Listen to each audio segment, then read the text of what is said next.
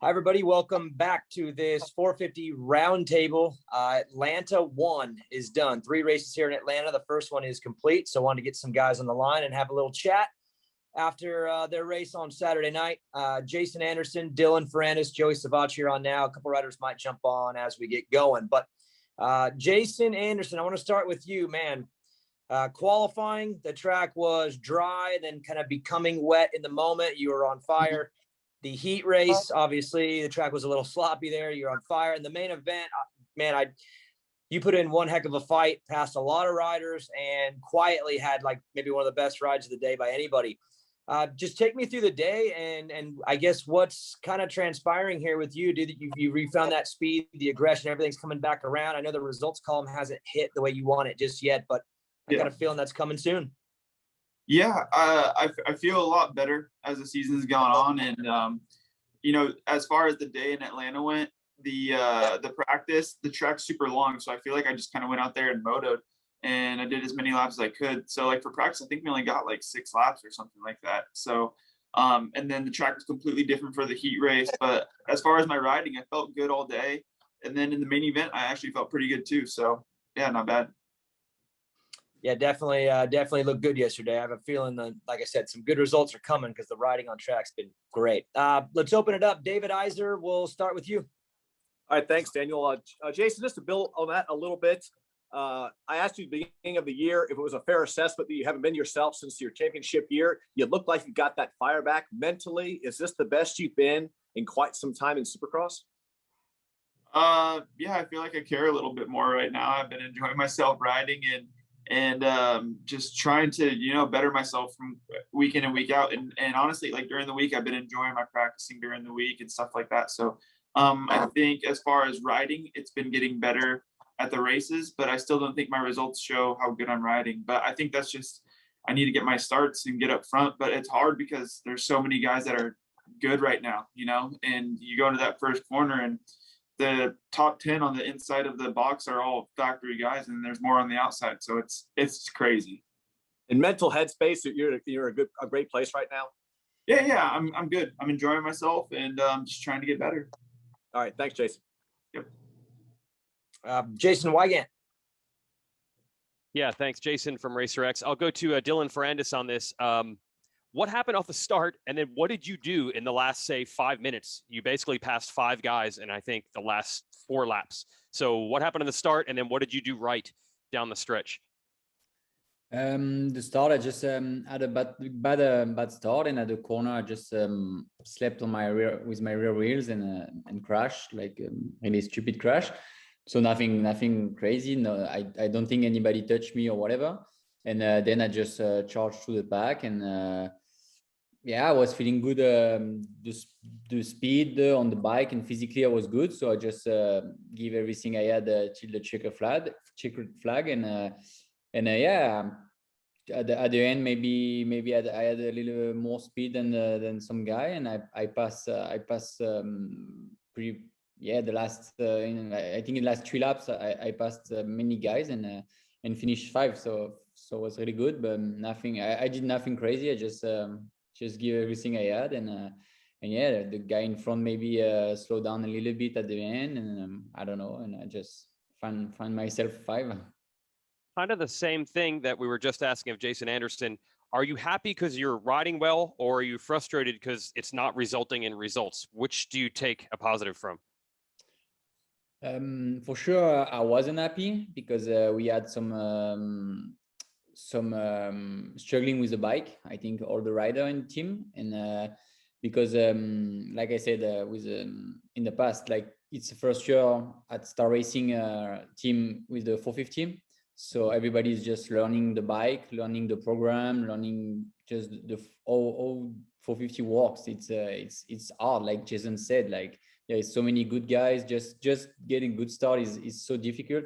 So everybody's learning, and the bike is a good bike for sure. But I think need some adjustment for every rider, and I just understand lately that I'm riding different than my teammates, so I need a different setting, and that's what we found, and we make some change during the break, the last 2 weeks off we had, And it kind of pay off. I felt much better on the bike, and I could ride like myself, which I kind of couldn't do before. So I think that was a good step on the right direction. Revista Moto.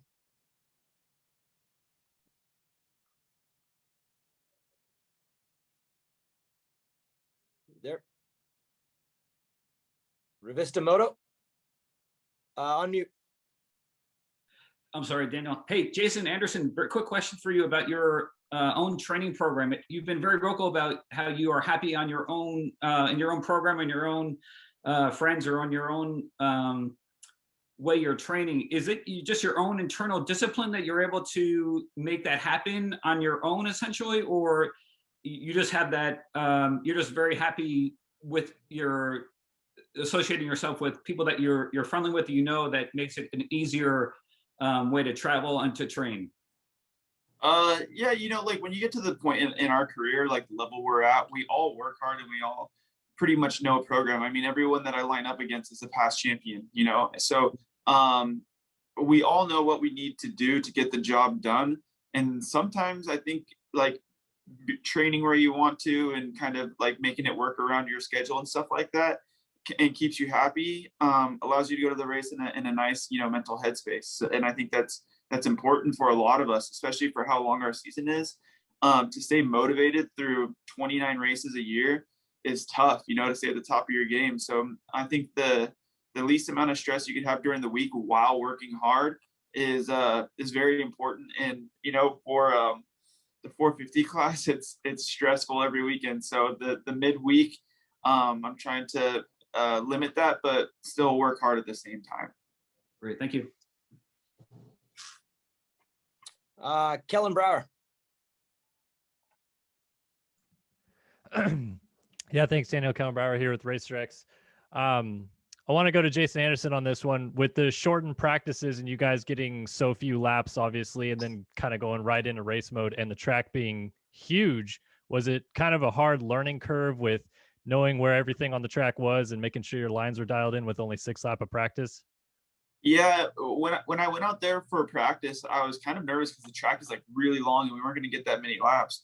And I was like, dang, I feel like I was almost going to like forget which section I was on because like of how long it was. Like when I did track walk, I still couldn't even really tell you like what section was what until I got out there. So like for the first practices, I was really paying attention to like the broadcast for practice, so I could remember, basically remember the track and watch those guys, and see what they're doing. So try and get a little bit of a head. But yeah, I think the track was really cool and it was something unique for us. But like for practice and getting ready, and even the main, it almost felt like maybe it was a little bit too long at some point for a Supercross race.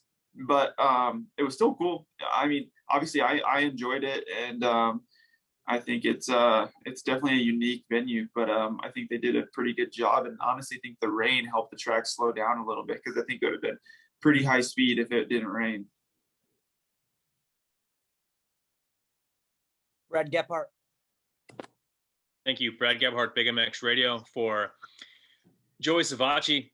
Joey, we haven't quite seen that standout ride that a lot of fans and the media, for that matter, have been looking from you for this whole season. What needs to happen over the remaining rounds for you to make a statement and call this season a successful one?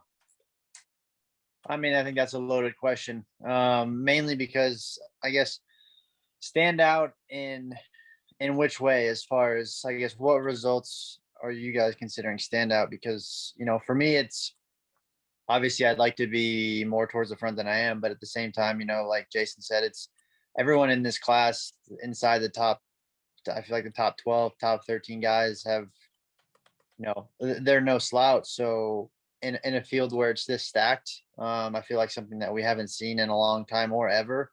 I mean, right now, the biggest thing for me is getting good starts and trying to put the whole main event together. And I think if I can do that, I guess we will be closer to a quote standout ride. But to get inside that top 5 is not easy by any means. So I had a very good chance last night and I didn't capitalize.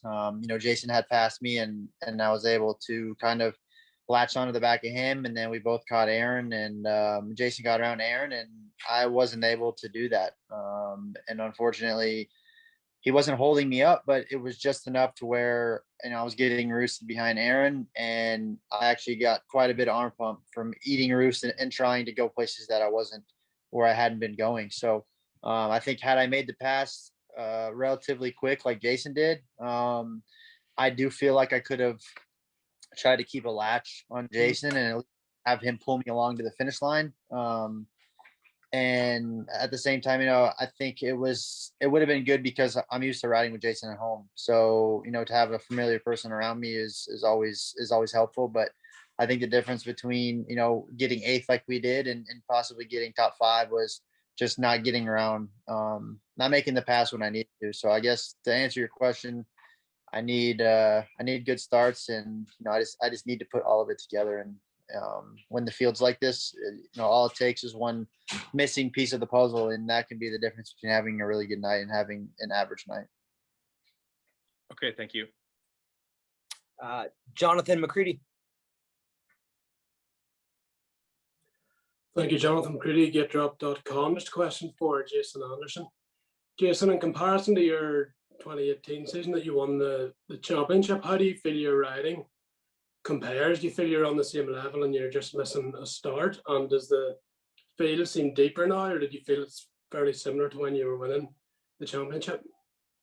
Yeah, I think when I won my championship, I think obviously the top 5 were very fast, especially in the beginning of that year. I think that year, I think it kind of weeded out because I think, Roxon got hurt, and then but yeah, most of the rest of the other guys were still in there. Yeah,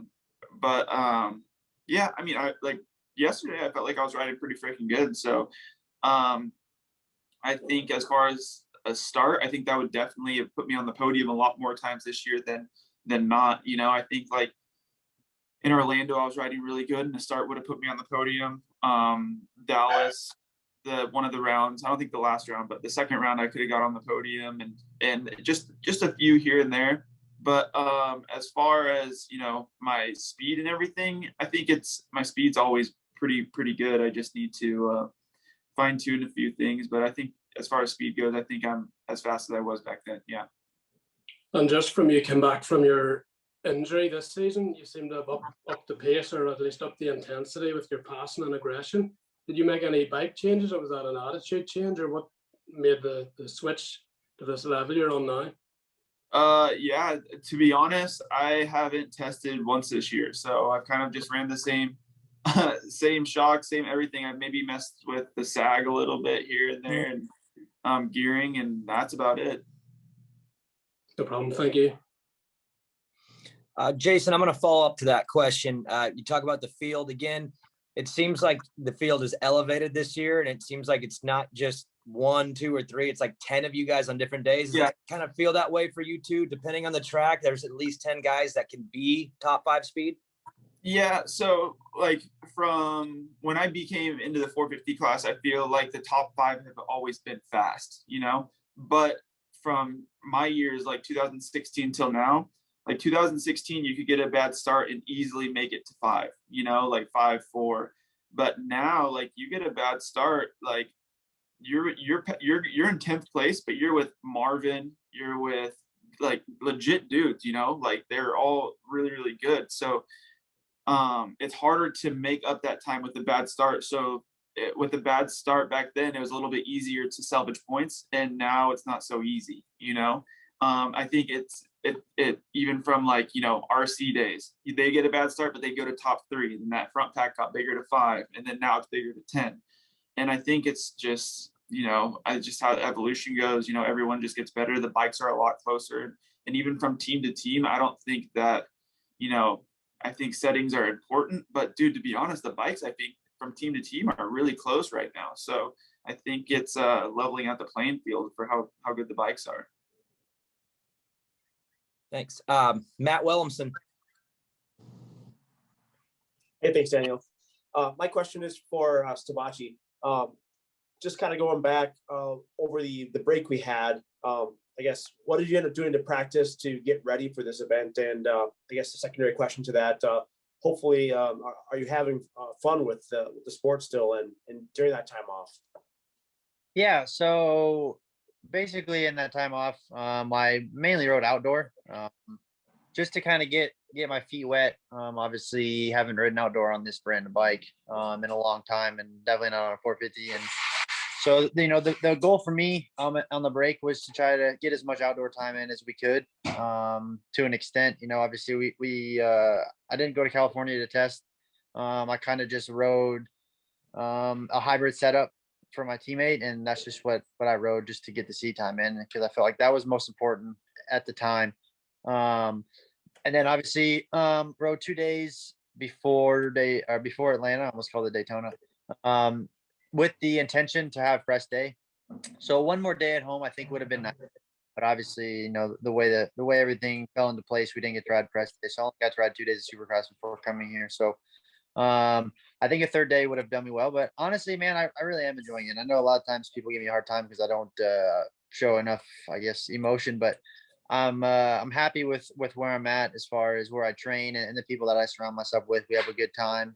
We still take it serious, but the move was a breath of fresh air for me, and results are getting better. I know it's been a string of eights, but each eighth has a different story behind it, and there's a lot of good out of the eights. There's a lot of areas that were better than they have been, and there's areas that still need to improve. So I am having a lot of fun, honestly, and especially lately, results are getting better, and I'm feeling a little bit more comfortable. Kind of like I was, before I got hurt, my rookie year in the 450 class. Confidence was growing, and I think everyone who rides knows what happens when that happens, and things just seem to get better, and they feel easier. It never gets easy, but it seems to just happen a little bit more naturally, and you just put yourself in better spots. So I'm having a blast, and it's just man, it's tough right now, and it's hard to put a smile on sometimes when things aren't always going your way. But at the end of the day, I wouldn't change for the world. Awesome. Thanks, guys. Mitch Kendra. Mitch Kendra from Racer X. Joey, we talked a little bit about it with Jason earlier, but you had the great heat race ride there, finishing behind Eli. Was it tough for you to get the limited practice in? And then were you watching the 250 heats to kind of see how, the track was racing and what to expect? And, what was it like going into the first couple races that you're not really having that time that you guys would have liked? Yeah, for sure. I'm not a guy, which is a little bit of the downfall, I guess, is one of my weaknesses. I don't do well with limited practices. I'm a guy that takes a little bit more time to warm up. So in a way it's good, because it forced me to do things that, maybe I wouldn't necessarily do or feel comfortable doing. But it was tough. Like Jason said, the track is so long, and a lot of the faces look the same. So you're trying to memorize the track, and then you go to ride the track, and you only get one practice, and you're coming around the corners, and you're trying to remember what part of the track you're on, and if it's a double or a triple. So it is a little bit overwhelming, and there's always more added pressure when there's only one practice. Well, there's only 2 time and 1 time, and possibly a rain out for the second one. So the emphasis on the first practice is heavier than it normally is. But again, it's a weakness. It's probably one of my weaker spots as far as just being able to go out and send it, and that's something that I do need to improve on. But practices like this, as much as I hate them, it's good for me. So yeah, it was definitely not built for me, but in the long run, and it's only going to make me better. Awesome. Thanks. Nick, Moto Limited. Yeah, this will be for Joey. So Joey, back in February, you alluded to struggling a little bit with mental health, and you're just struggling a little bit on and off the bike. Obviously, we're a couple months back from that. How are you feeling with it? How is it all going? Is stuff getting turned around? Just more so on and off the bike. How are you feeling? Yeah, I think you're the first one to really have asked that question, since it's really been posted. And I got a lot of mixed reviews, I guess you should say, on that. And just to clear it up now, like, the mental health is definitely huge. And a lot of people struggle with it in different ways. And by no means did I mean that in like I'm in a dark place, like don't I hate to say this, like, I don't want to be here type of way, but it was more of like, I'm just struggling with demons as far as injury related, not trusting what I'm doing.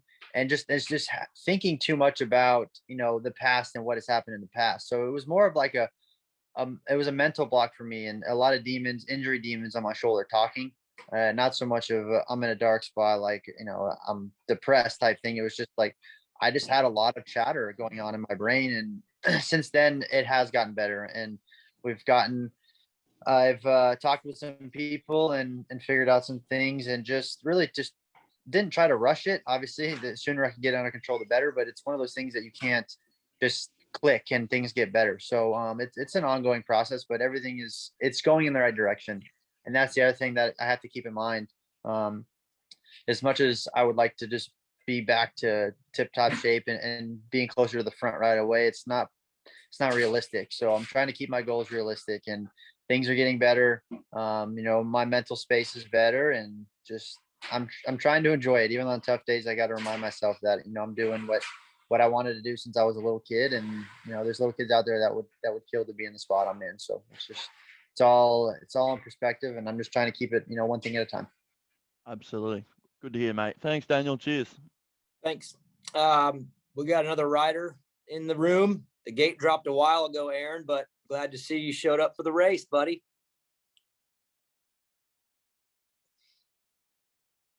Is he on? Where's he at? Where'd he go? Hey, yeah, I got a little distracted and I lost track of time, but we made it. Woo! Hey, well, since you hopped on, let's just start with that main event, bro. What happened there mid-race, and then just kind of take me through the whole thing. Yeah, it was a really good race. Starts were dialed all day, and I think once I got out in front and started pulling away from them boys, I kind of tried to back it down a little bit, try to chill out. But once I did that, I lost a little bit of my groove, started over jumping and under jumping stuff. And then, just front in that little second right there. But overall, I was happy with how everything played out beforehand. And I showed them I can be a force to be reckoned with. So we got Tuesday and we got Saturday to do it again. So with these starts, I think anything's possible. Right on, man. It was a good ride. Let's go back to David Iser. Thanks, Daniel. Jason Anderson, we going back to your riding this year and your aggressiveness and how awesome it is. Fans love it. There was a mention on the broadcast at one point that the AMA had maybe come to you and talked to you about some of this. Have you had any conversations with the AMA about any passes this season? I don't honestly. I don't really have that good of a relationship with the AMA, so I don't talk to them at all. Well, sometimes you have to. I just have my team deal with it for the most part, and it's COVID, so they got to stay 6 feet away from me, right? Hey, did you ever talk to Malcolm about that crazy last month? After the fact? No, I didn't. But like at the same time, I know I've heard, but that he didn't mean to do it intentionally. But to be honest, I slammed him pretty hard in the one corner before, and knowing Malcolm, we've had similar instances like that, and it's no bad blood or anything, even if I got cleaned out or whatever. But I was just trying to get to the front, and it's aggressive riding, and that's how it goes sometimes. So, but yeah. I haven't, but I don't think there's anything. I mean, we raced each other pretty good this weekend, so I think hopefully that's over. Yeah, that's one thing I can say about you from all the way from amateur racing. You don't care if it comes back at you, and you're a fair, hard rider. You don't complain when it comes back your way. Thanks, Jason. Yep, no problem. Jason Wygant. Yeah, I'll go to Aaron Plessinger on this. Is this a coincidence that the riding is getting better and the starts are getting better, or is this the classic when the confidence goes and you start to get excited about a good result, suddenly the starts come along almost magically at the same time? Yeah, I mean, I think it goes hand in hand. We starts a little bit these last 2 weeks, and I found a little bit of something that I was doing, but I think confidence plays into that as well. Qualifying third really helped that out. And then that heat race start really helped that out as well. So, I think confidence and little body position work, I believe it's nailed on, or hit the nail on the head. Revista Moto. On mute. There we go.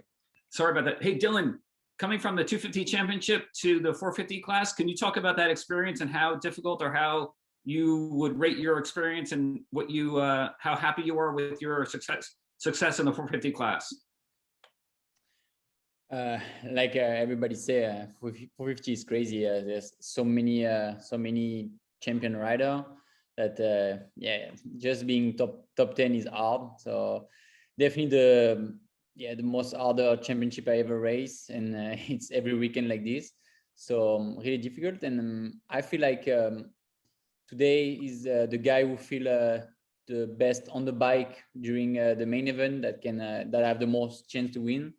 So like I said before, I didn't feel great at some races on the bike, so we had to make some change and do some testing, and now I kind of feel much more better, and I feel like I have my chance now to be on the podium again. But yeah, it's definitely really hard. It's I feel like a little bit like Joey said, like it's really mentally it's hard because you came from the 250, you're on a podium every weekend, you win, and yeah, being 450, it's a big mental battle because you can't be, I mean, as for me in my position, you can be in front every time. So when you're fighting for top 10, top 11, you still give everything you had, and you still fight with a decent rider, but the result doesn't show great. So it's really hard mentally sometimes. But yeah, I mean, it's like the guy said, it's the class is really hard today, and we have to deal with that. There is only one winner at the end, but I think just the sport is just getting better, and that's good at the end. Thank you, Dylan. Brad Gephardt.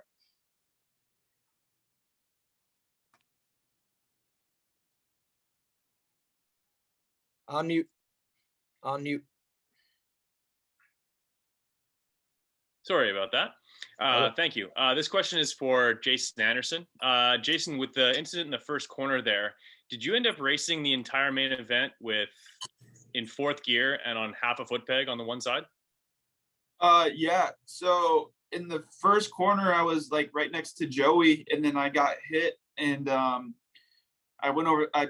Was about to go up that double, and I had no shift lever. And but to be honest, it was like I did race the whole thing with it, but it wasn't too terrible. I think I was stuck in third, just like down like the sand straightaway and by the mechanics area. I was just so like I just revved out. It was insane.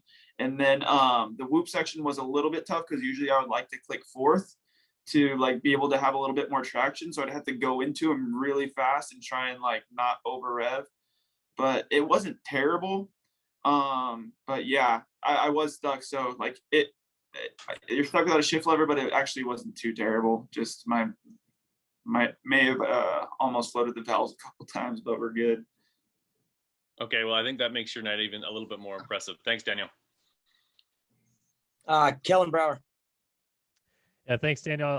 Dylan, you were kind of talking a little bit about the ups and downs mentally of going through the 450 class, and you've had a couple rides in the last few rounds here, like going back to Orlando where you almost went a lap down, but then you stayed right in front of the leaders the whole time, and then this one where you came from dead last to finish fifth. So do you come off the track after those and you're satisfied with your riding, or are you frustrated that you couldn't show that you had speed to run up front or potentially win?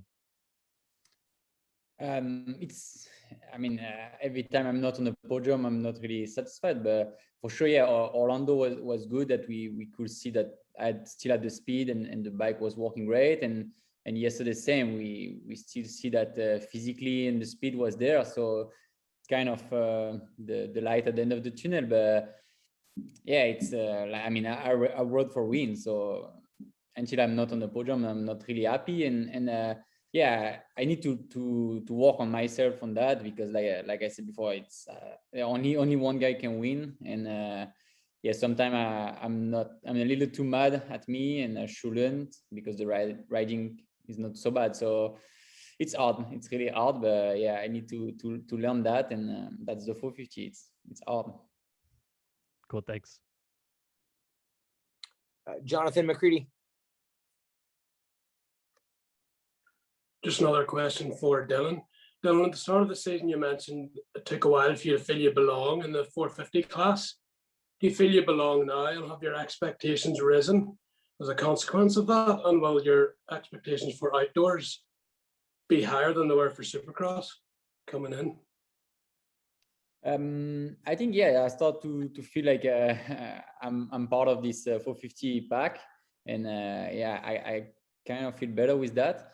And we did. I mean, I'm still focusing on the Supercross. I really want to try to get one more podium and before the end of the season, so I really focus on that. But yeah, for sure, the outdoors gonna be important, and I feel that I have some good chance of being out front, because we did some testing the last 2 weeks, and the bike was good, and the feeling on the outdoors was really good.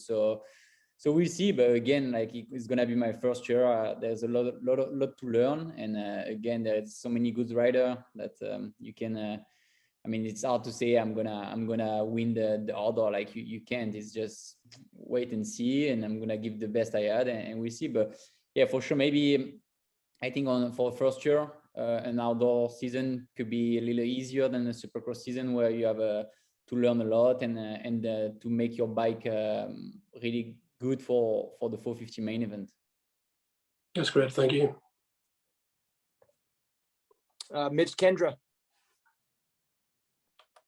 Again, Mitch Kendra from Racer X. Hey, Aaron, what's more dad life now that you got the other kid at home? What's everything been like that, and how's everything gone with that process so far? It's been pretty wild.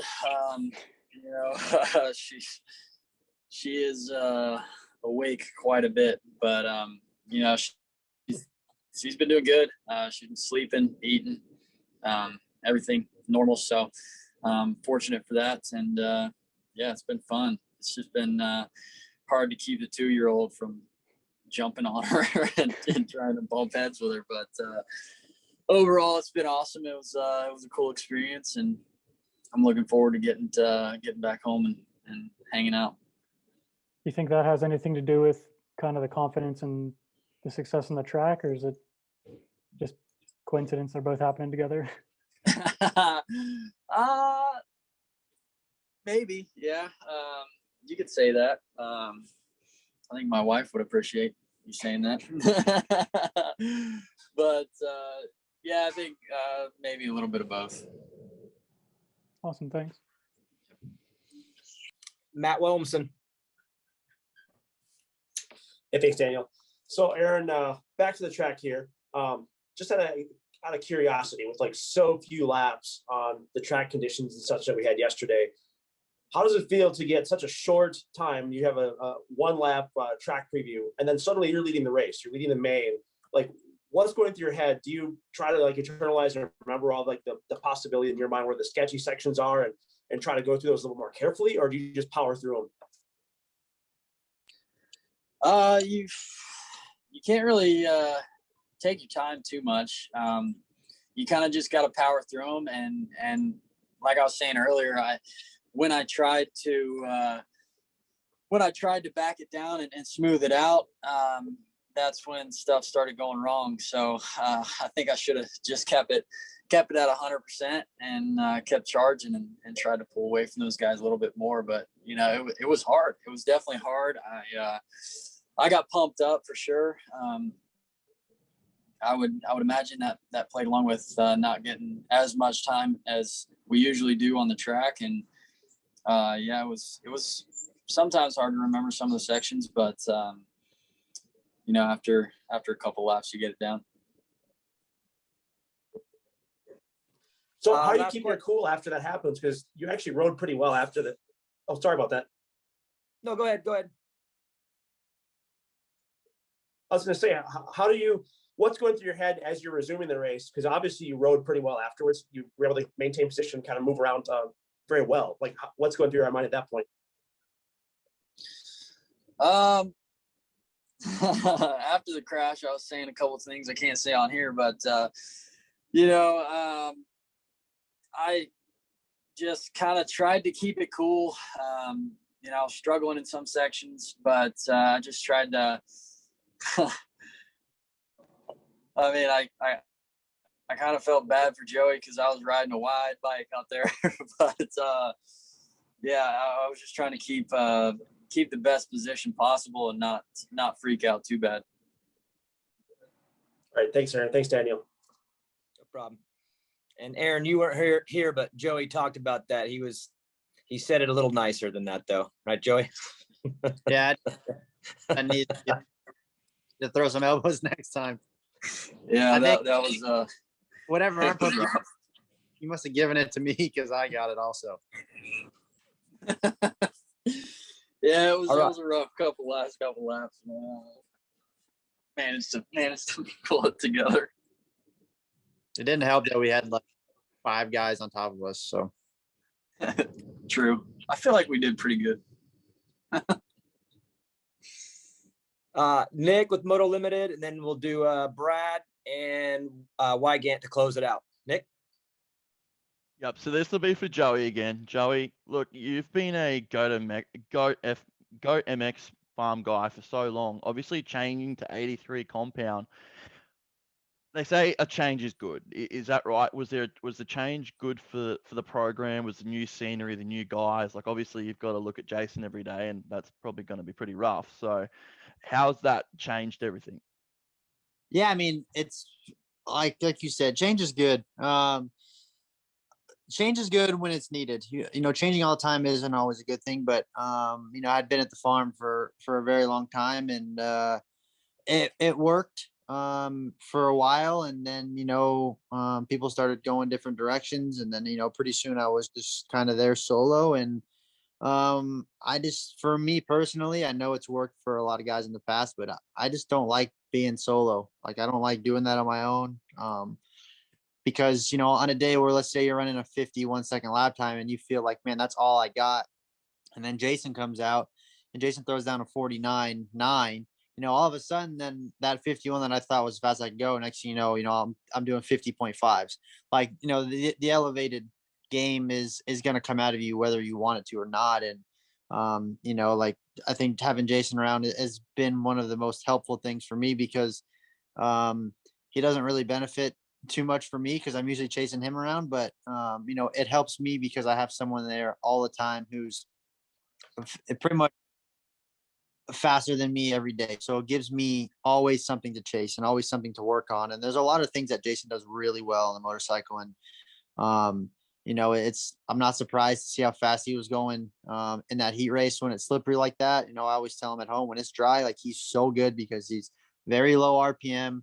He lets the mile an hour carry him through the corners, and he's really good in the whoops as far as control. So, you know, there's a lot of things that I pay attention to when we ride and when I see him ride that, you know, like I don't say out loud, but he does a lot of things really well that I can learn from. And, you know, having Burner as my track coach, and just the whole vibe there has been good. So the change was, I think, necessary. And you know, it's just everything has worked out well. So yeah, it's definitely been a change. That's been a plus. Were you able to ride down there with Chad only a couple of weeks ago? I seen he was doing a bit of stuff there. Was he there when you guys were there?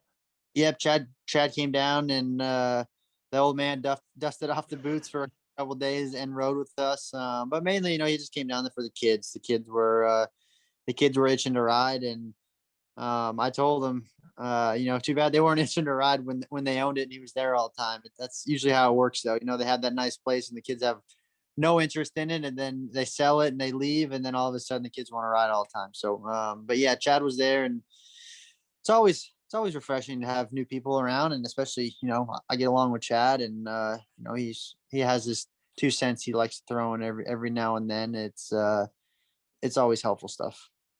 Absolutely. Thanks, mate. Cheers, Daniel. Brad? Thanks, Daniel. This one's for Aaron Plessinger. Aaron, seeing as how you were a 450 rookie on a Yamaha in the not so distant past, do you see some of the challenges that are facing a guy like Dylan Ferrandis this season? And are you able to give feedback to your team that unfortunately might be helping some of your competitors?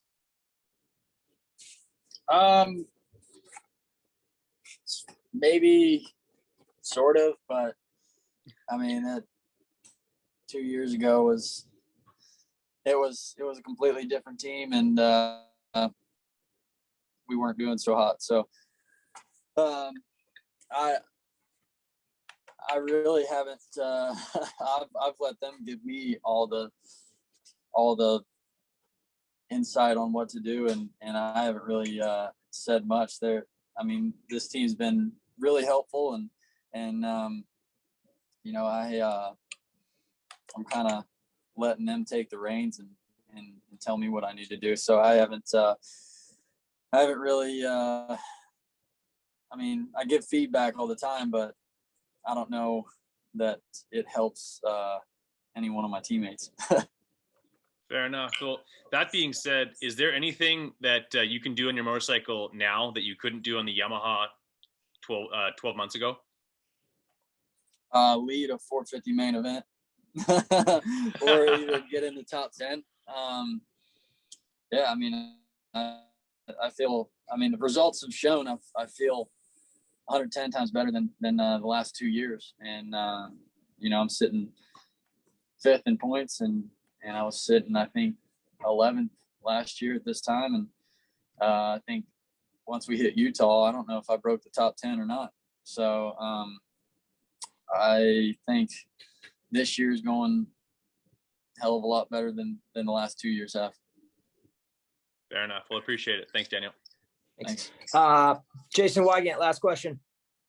Yeah, thanks, Daniel. I'll stay with you, Aaron. There wasn't a huge crowd, but it sounded pretty huge each lap when you went by the finish line jump. I feel like since that epic podium interview you had at Daytona, it's really picked up. You've always done a good job of being yourself and being pretty loose, but I think that really put it on display. Have you noticed that, maybe even through social media or just with the limited crowd we do here at the races? Have you noticed that you're becoming a bit of a fan favorite? Because they were getting pretty loud when you were leading. Yeah. I mean, the fan response from Daytona has been unreal. They obviously liked when I said do it for Dale, and yeah, they've been backing me ever since. But you know, I have a lot of I kind of grew up down this way for a couple years of my amateur life, and made a lot of friends down here, and I know I could hear them. I could hear where they were sitting, and it was pretty loud when I was leading the race. But yeah, I mean, to answer your question, yes, the fan feedback has been unreal ever since Daytona. Cool. Thanks. Thanks, Weege. Guys, thank you so much for coming on this roundtable, and get some rest. We'll see you all on Tuesday. Thank you.